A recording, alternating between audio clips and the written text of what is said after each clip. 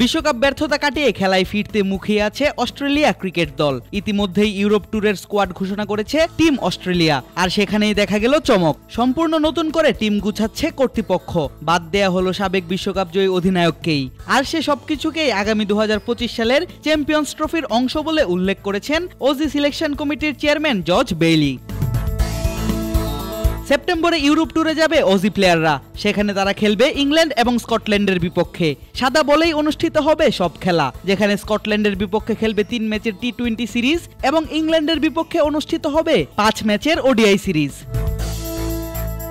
সম্প্রতি cricket Australia থেকে ঘোষিত স্কোয়াডে দেখা গিয়েছে পুরো ট্যুর থেকেই বিশ্রাম দেওয়া হয়েছে অস্ট্রেলিয়াকে 2023 বিশ্বকাপ জেতানো অধিনায়ক প্যাট কামিন্সকে।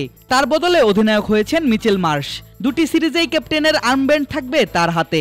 250-টিরও বেশি ডিজাইন অপশন নিয়ে ওয়ালটন স্মার্ট ফ্রিজ, বোঝে আপনার প্রয়োজন। কামিন্সকে বাদ দেওয়ার কারণও ব্যাখ্যা করা হয়েছে বোর্ড থেকে, যেখানে বলা হয় পূর্ব পরিকল্পনা অনুযায়ী বাদ দেওয়া হয়েছে কামিন্সকে। উদ্দেশ্য তার উপরে থাকা দীর্ঘ কাজের চাপ কমানো।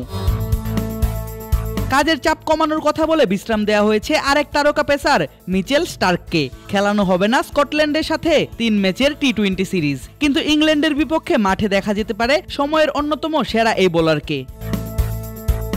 অবসর ঘোষণা করেছেন David Warner. Wicket keeper batter Matthew ওয়েডকে নেওয়া হয়নি দলে। ওয়ার্নার কামিন্সের বদলি হিসেবে দলে জায়গা পেয়েছেন তরুণরা। তারা হলেন ফ্রেসার ম্যাকগার্গ এবং জাভিয়ার বার্টলেট। পুরো নির্বাচনী প্রক্রিয়া, কিছু সিনিয়রদের বাদ দেয়া এবং নতুনদের সুযোগ দেওয়ার কারণ ব্যাখ্যা করেছেন অস্ট্রেলিয়া ক্রিকেটের নির্বাচক কমিটির চেয়ারম্যান জর্জ বেইলি। তিনি জানান, আগামী 2025 চ্যাম্পিয়ন্স ট্রফি নিয়ে ব্যাপক পরিকল্পনা করছে দল।